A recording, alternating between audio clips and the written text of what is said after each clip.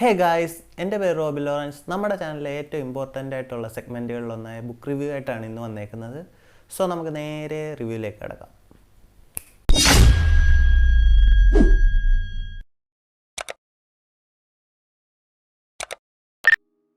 നമ്മൾ ഇന്ന് റിവ്യൂ ചെയ്യാൻ പോകുന്നത് ഒരു നോവലോ ഒരു ഹിസ്റ്ററി റിലേറ്റഡ് ആയിട്ടുള്ള ബുക്കൊന്നുമല്ല. നമ്മൾ ഇന്ന് റിവ്യൂ ചെയ്യാൻ പോകുന്ന ആനിമൽ ഫാം എന്ന് പറയുന്ന വേൾഡ് ഫേമസ് ആയിട്ടുള്ള നോവലിനെയാണ്. നോവലിന് എന്താണെന്ന് അറിയാമോ? നോവലിലെന്ന് വെച്ച് കഴിഞ്ഞാൽ ഒരു സ്റ്റോറിക്കും നോവലിനും ഇടയ്ക്ക് വരുന്നൊരു സംഭവം. അതായത് കുറേ പേജസ് ഉണ്ടാവില്ല, പക്ഷേ നോവൽ കൂട്ട് തന്നെയുള്ളൊരു സ്റ്റോറി എന്ന് വേണമെങ്കിൽ നമുക്ക് ചുരുക്കി പറയാൻ പറ്റും. അതിൻ്റെ പ്രോപ്പറായിട്ടുള്ള എക്സ്പ്ലനേഷൻ വേണമെങ്കിൽ ഞാൻ സൈഡിൽ കൊടുത്തേക്കാം. സോ നമ്മൾ ഇന്നിവിടെ റിവ്യൂ ചെയ്യാൻ പോകുന്നത് ആനിമൽ ഫാം എന്ന് പറയുന്ന ജോർജ് ഓർവെൽ എന്ന് പറയുന്ന ഒരു റൈറ്റർ എഴുതിയ നോവലിലാണ്. ഇതിനെപ്പറ്റി പറയുന്നതിന് മുമ്പ് നമുക്ക് റൈറ്ററിനെ കുറിച്ചൊന്ന് അറിഞ്ഞിരിക്കണ്ടേ. ജോർജ് ഓർവെൽ എന്ന് പറയുന്നത് ഈ റൈറ്ററിൻ്റെ പെൻ നെയിമായിരുന്നു. പുള്ളിയുടെ ഒറിജിനൽ പേരായിരുന്നു എറിക് ഓർദർ ബ്ലെയർ എന്നായിരുന്നു പുള്ളിയുടെ ഒറിജിനൽ നെയിം. പുള്ളിയെ പറ്റി പറയുകയാണെങ്കിൽ പുള്ളി ഇന്ത്യയിൽ ജനിച്ച ഒരു ഇംഗ്ലീഷ് റൈറ്ററാണ്. പുള്ളിയുടെ അച്ഛൻ ഈസ്റ്റ് ഇന്ത്യ കമ്പനിയിലെ ഒരു ജോലിക്കാരനായിരുന്നു. അതായത് അന്നത്തെ എൻ്റെ ഓർമ്മ ശരിയാണെങ്കിൽ ഓപ്പിയം ഡിപ്പാർട്ട്മെൻറ്റ് ഓഫ് ഇന്ത്യ എന്ന് പറയുന്ന ഒരു ഡിപ്പാർട്ട്മെൻ്റ് ഉണ്ടായിരുന്നു. അതിലെ ജോലിക്കാരനായിരുന്നു ഈ ജോർജ് ഓർവെലിൻ്റെ അച്ഛൻ. പുള്ളി ഇന്ത്യയിൽ ജനിച്ചെങ്കിൽ തന്നെയും പിന്നെ കുറച്ച് കഴിഞ്ഞപ്പോഴത്തേക്ക് വിദേശത്തേക്ക് പോയി റഷ്യൻ റൈറ്റേഴ്സിന് ഇൻഫ്ലുവൻസ് ഉൾക്കൊണ്ടുകൊണ്ടാണ് പുള്ളി എഴുത്ത് തുടങ്ങുന്നത്. അപ്പം പുള്ളിയുടെ കഥകളിലും നോവലുകളിലും എല്ലാം ഈ സോഷ്യലിസം എന്ന് പറയുന്നൊരു ആശയമില്ലേ, അതിങ്ങനെ എടുത്ത് നിൽക്കുന്നതായിട്ട് നമുക്ക് കാണാൻ പറ്റും. സോ ഇനി നമുക്ക് ബുക്കിനെ പറ്റി പറയാം. ആനിമൽ ഫാം എന്ന് പറയുന്ന ഈ ഒരു നോവല എനിക്ക് തോന്നുന്നു എല്ലാവരും വായിച്ചിട്ടുണ്ടാകും. ഇതൊക്കെ മിക്ക ക്ലാസ്സുകളിലും നമുക്ക് ഈ ഇംഗ്ലീഷ് ടെസ്റ്റുകളിൽ പഠിക്കാനൊക്കെ വരുന്നൊരു സംഭവമാണ്. ഇതിൻ്റെ തീമെന്ന് വെച്ച് കഴിഞ്ഞാൽ വളരെ ഇപ്പോഴത്തെ ഇന്ത്യയുടെയൊക്കെ അവസ്ഥ വെച്ച് നോക്കുകയാണെങ്കിൽ റിലവൻ്റ് ആയിട്ടുള്ളൊരിതാണ്. അതായത് ഒരു ഫാം, ഒരു ആനിമൽ ഫാമിൽ ഒരുപാട് ജീവികളുണ്ട്. അപ്പം ജീവികൾ ഏറ്റവും ബുദ്ധി കൂടിയത് പന്നികൾക്കാണ്. അതെ പന്നികൾ, പിഗ്, അവർക്കാണ് ഏറ്റവും ബുദ്ധി കൂടിയ ജീവികൾ. അപ്പം ഇവരെല്ലാവരും കൂടെ ചേർന്ന് ഈ ഫാമിൻ്റെ ഉടമസ്ഥനില്ലേ പുള്ളിക്കെതിരെ ഒരു സമരം നടത്തുന്നു. അങ്ങനെ അവരവസാനം സമരത്തിൽ ജയിച്ചു കഴിഞ്ഞ് ഈ ഫാമറിനെ അടിച്ചിറക്കും. ഇവർ ആ ഫാം ഏറ്റെടുക്കുകയും പന്നികൾ നേതാക്കളാവുകയും ആ ഫാം നടത്തിക്കൊണ്ട് പോവുകയും ചെയ്യും. പക്ഷേ പിന്നെന്താണ് ഉണ്ടാകുന്നത്?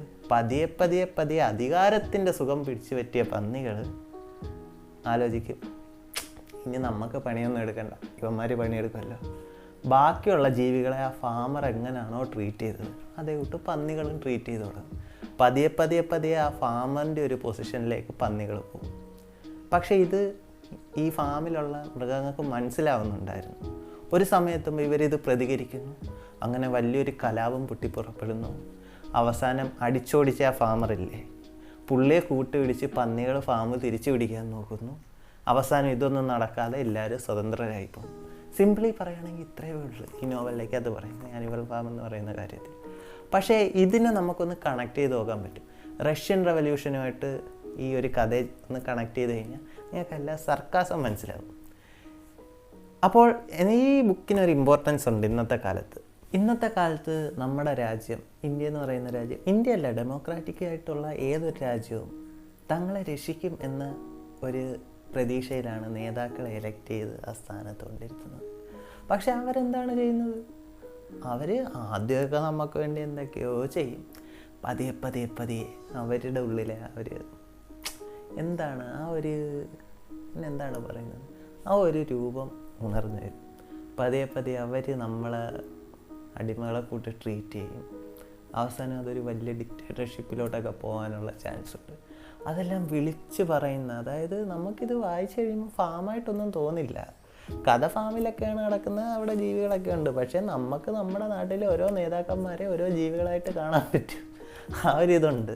സോ വളരെ നല്ലൊരു നോവലാണ്, എല്ലാവരും വായിച്ചിരിക്കേണ്ട ഒരു നോവലാണ് കേട്ടോ.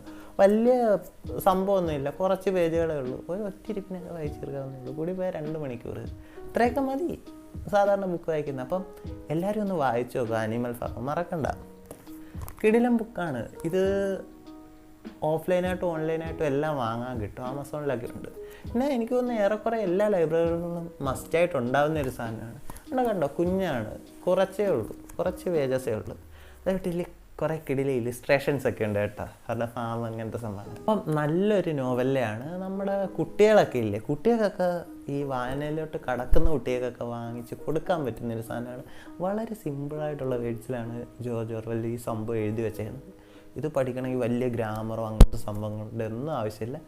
സോ വായിക്കണമെന്ന് താല്പര്യമുള്ളവർ ഒന്ന് ചെക്കൗട്ട് ചെയ്തേക്കാം. നല്ല നോവലാണ്, മസ്റ്റായിട്ട് ഞാൻ സജസ്റ്റ് ചെയ്യും കേട്ടോ. നല്ല കിടില സാധനമാണ്, എല്ലാവരും ഒന്ന് വായിച്ചു വെക്കുക. അപ്പം ഇതേ വിട്ട് വേറൊരു ബുക്കിൻ്റെ റിവ്യൂ ആയിട്ട് നമുക്ക് ഈ സെഗ്മെൻറ്റിൽ പിന്നെയും കാണുന്നവരെ ബൈ.